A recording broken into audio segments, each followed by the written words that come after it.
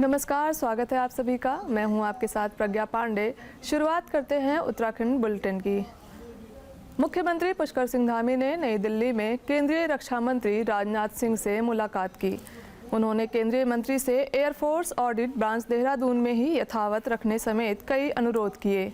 मुख्यमंत्री धामी ने बताया कि एयरफोर्स ऑडिट ब्रांच लंबे समय से देहरादून में बिना किसी व्यवधान संचालित हो रही है।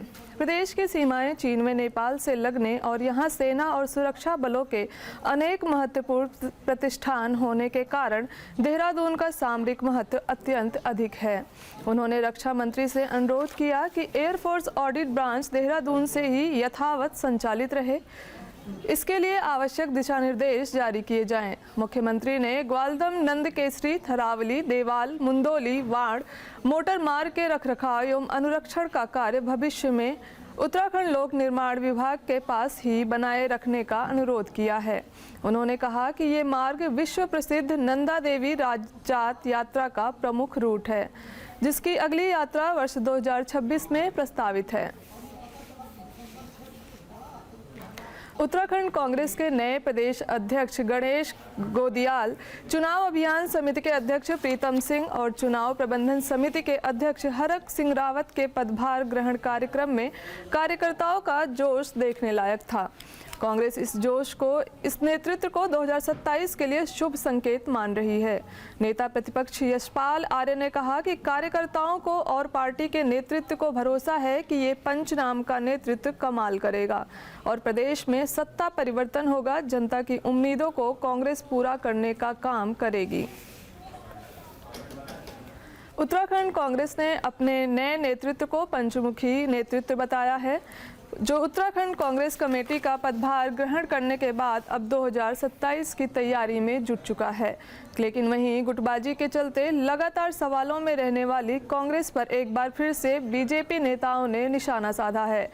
बीजेपी के मीडिया प्रभारी का कहना है कि गुटबाजी में बटी कांग्रेस नए नेतृत्व में भी एकजुट नजर आ रही है। केवल दिखाने के लिए सब साथ नजर आ रहे हैं, जो कुछ ही समय बाद एक दूसरे की टांग खींचते नजर आएंगे।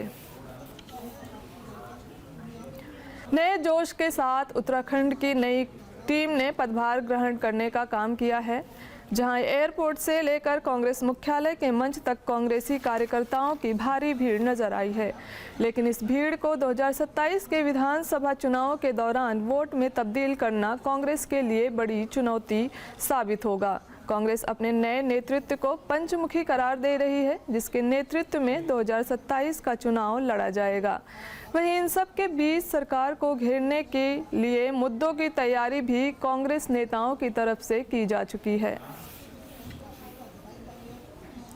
कांग्रेस द्वारा गणेश गोदियाल को दोबारा प्रदेश अध्यक्ष बनाए जाने के बाद राजनीतिक बयानबाजी तेज हो गई है।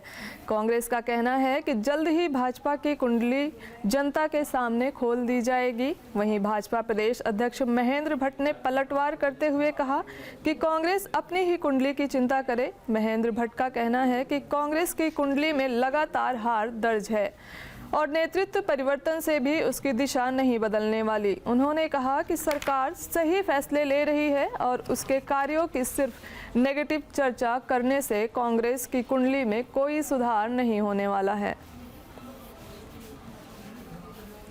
उत्तराखंड के पूर्व मंत्री कांग्रेस नेता हरक सिंह रावत ने भारतीय जनता पार्टी पर कटाक्ष किया है।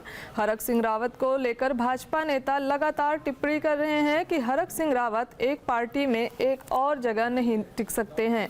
ऐसे में उन्होंने कहा कि बीजेपी के नेता कांग्रेस की जगह पर अपनी पार्टी को देखें। उन्होंने कहा कि इस समय मंत्रिमंडल में अधिकांश मंत्री कांग्रेस से बीजेपी में शामिल हुए हैं।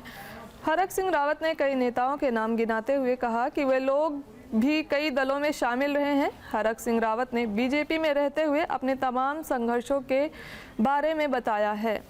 यहाँ तक कि कांग्रेस में भी उन्होंने तमाम आंदोलन चलाए और कई संघर्ष किए, इसके बारे में कहा है और बीजेपी पर वह लगातार कटाक्ष करते आ रहे हैं। विकासनगर में देर रात एक बड़ा हादसा होते होते टल गया। शिमला बाईपास स्थित महाराजा ढाबे के बाहर खड़ी एक जाइलो कार में अचानक भीषण आग लग गई। देखते ही देखते ये कार पूरी तरह जलकर राख में बदल गई। जानकारी के मुताबिक पोंटा साहिब हिमाचल प्रदेश से आए कुछ लोग देर रात भोजन के लिए महाराजा ढाबे पहुंचे थे। उन्होंने अपनी जाइलो कार ढाबे के बाहर पार्क की और खाना खाने के लिए अंदर चले गए। इसी दौरान अचानक कार से धुआं उठना शुरू हुआ और कुछ ही मिनटों में आग ने विकराल रूप धारण कर लिया। ढाबे के कर्मचारियों ने मौके पर उपलब्ध फायर सेफ्टी सिस्टम की मदद से आग बुझाने की कोशिश की, लेकिन तब तक कार पूरी तरह जल चुकी थी। आग लगने का कारण शॉर्ट सर्किट बताया जा रहा है। हालांकि पुलिस की टीम मौके पर पहुंचकर घटना की जांच में जुट गई है। प्रेमनगर से पोटा साहिब तक बन रहे नेशनल हाईवे का निर्माण कार्य इन दिनों लोगों के लिए खतरा बनता जा रहा है। हाईवे पर जगह जगह अधूरा काम पड़ा है, लेकिन निर्माण कंपनी शाम ढलते ही बिना उचित बैरिकेडिंग और सेफ्टी अरेंजमेंट के साइट छोड़ देती है। जहां काम रुका हुआ होता है वहां ना तो डिवाइडर लगाए जाते हैं और ना ही रेडियम टेप, जिससे आने वाले वाहन चालकों को दूर से खतरे का अंदाजा तक नहीं लग पाता है। कुछ दिन पहले देहरादून आरटीओ टीम ने पचवादून क्षेत्र में निरीक्षण के दौरान हाईवे कंपनी को सख्त निर्देश दिए थे कि निर्माणाधीन हिस्सों पर स्पष्ट बैरिकेडिंग, डिवाइडर और सुरक्षा व्यवस्था सुनिश्चित की जाए। इसके बावजूद कंपनी स्थिति सुधारने में कोई रुचि नहीं दिखा रही है और लोगों की जिंदगी के साथ लगातार खिलवाड़ किया जा रहा है। बीती रात सहसपुर विधानसभा क्षेत्र के ठाकुरपुर में इसी लापरवाही का एक और उदाहरण देखने को मिला। निर्माण कार्य के बीच में रुका होने और डिवाइडर न लगे होने के चलते एक बाइक सवार युवक और एक महिला हादसे का शिकार हो गए। घायल युवक को स्थानीय ग्रामीणों ने तुरंत सुभारती अस्पताल पहुंचाया। गनीमत रही कि बड़ा हादसा होने से बच गया, लेकिन ग्रामीणों का कहना है कि अधूरे हाईवे की वजह से ऐसे हादसे कई बार हो चुके हैं।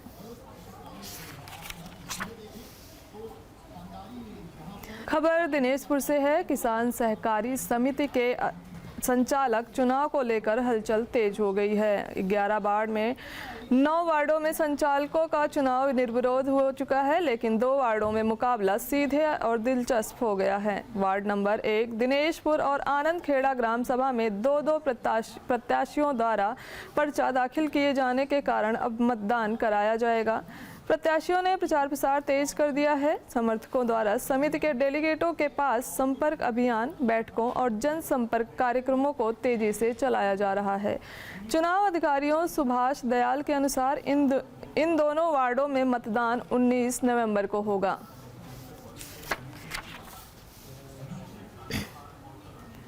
आज नामांकन पत्र वितरण भी था और आज ही हमने प्राप्त भी किए। इसमें हमें कोर्ट से जो आदेश आए थे वो 5 वार्ड में चुनाव होने हैं, जिसके लिए समिति से कुल 13 प्रपत्र बिके हैं और वापसी जो 3 बजे के बाद 3 बजे तक जो हमारे पास वापसी आए वो 11 नाम वापस आए हैं, 11 प्रपत्र वापस आए हैं। तो 11 लोगों ने जमा कर दिया है अपना प्रपत्र। चुनाव कब होने? चुनाव 19 को। बीते रोज उत्तराखंड कैबिनेट बैठक में एक महत्वपूर्ण निर्णय लिया गया, जिसमें उत्तराखंड के हर परिवार को सरकारी योजनाओं का लाभ लेने के लिए विशेष आईडी बनानी पड़ेगी। इसे अब सरकार की आगामी चुनावी रणनीति से भी जोड़कर देखा जा रहा है। पूरे प्रदेश में मूल निवास की मांग एक बार फिर से गरमाने लगी है। ऐसे में सरकार ने देवभूमि परिवार योजना शुरू करने का निर्णय लिया है।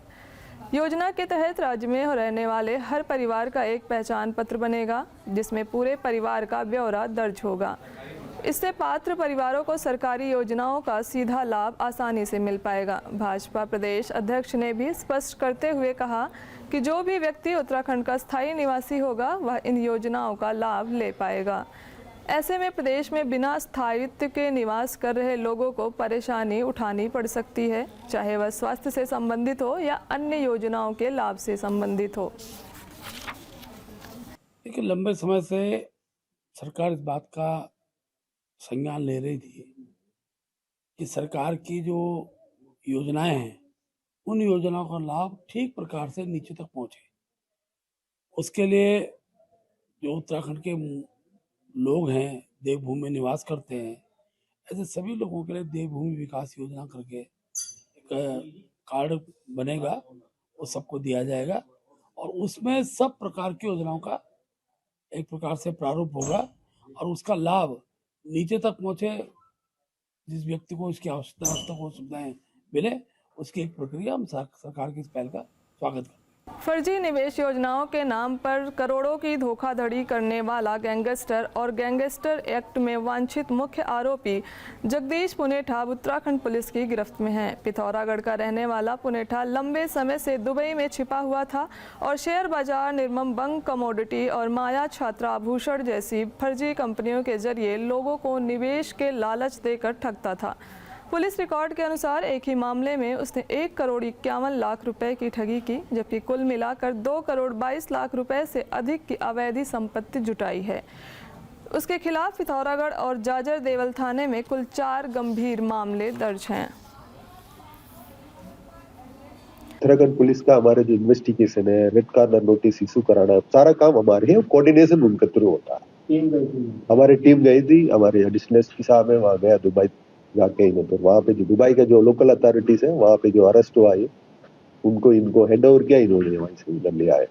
तो हमारा मकसद भी आपको ये बताने का है कि एक तो है कि आम जनता से हमारा रिक्वेस्ट है कि भाई बहुत ज्यादा ब्याज देने वाले करके डिपॉजिट्स लेते हैं, उनसे सावधान रहिए, क्योंकि कई सारा हमारे सामने आ रहा है। क्योंकि हमारा उत्तराखंड में बहुत सारा पेंशनर्स है जो अपना पूरा रिटायर्ड होने के बाद बहुत लमसम में इन्वेस्ट करने का कोशिश करते हैं, बट जो भी लालच देता है ज्यादा इंटरेस्ट देने का, उस पर आप सावधान रहना चाहिए। पूरा अच्छे से छानबीन करके, रिप्यूटेड हो कंपनी, ये सब चेक करके करना चाहिए, क्योंकि ये काफी हमारे सामने आ रहा है। हमारा प्रयास है, हमारा पूरा हमारी ड्यूटी है, जहाँ पे भी अक्यूज्ड कहीं पे भी भाग जाएंगे हम उनको कानून के सामने ले आएंगे, ये भी हमारा ड्यूटी है। उत्तराखंड में अवैध शराब पर आबकारी विभाग ने सख्त रुख अपना लिया है। आबकारी आयुक्त अनुराधा पाल ने बताया कि अन्य राज्यों से आने वाली अवैध शराब के खिलाफ विशेष अभियान चलाए जा रहे हैं। हाल ही में हर्रावाला में 18 पेटी अंग्रेजी शराब और बियर बरामद की गई, जो चंडीगढ़ मार्ग की थी। तस्कर इस पर डिफेंस का लेबल लगाकर इसे शादी पार्टियों में खपाने की कोशिश कर रहे थे। आयुक्त ने त्वरित कार्रवाई करने वाली टीम की सराहना की है। वहीं उधम सिंह नगर में कच्ची शराब और लहन को नष्ट किया गया है, जबकि हरिद्वार में 11 और 12 नवंबर को लगातार अभियान चलाकर रोज बड़ी मात्रा में अवैध शराब पकड़ी जा रही है। आगे भी यह अभियान जारी रहेगा। अभी जो हर्रावाला में मिली है 18 पेटी अंग्रेजी शराब और कुछ बियर मिली है, जिसमें वो बाहर से लाकर चंडीगढ़ मार्ग का सेल फॉर चंडीगढ़ लिखा था, उसमें डिफेंस का लेवल लगाकर उसको यहाँ शादी पार्टी वगैरह में उसको बिक्री करते थे। तो उस पर टीम ने बहुत अच्छा काम किया, त्वरित कार्रवाई करते हुए इसको जब्त भी किया गया है। इसके अतिरिक्त भी जनपद उधम सिंह नगर में भी बहुत सारी कच्ची शराब नष्ट की गई है, लहन नष्ट किया गया है।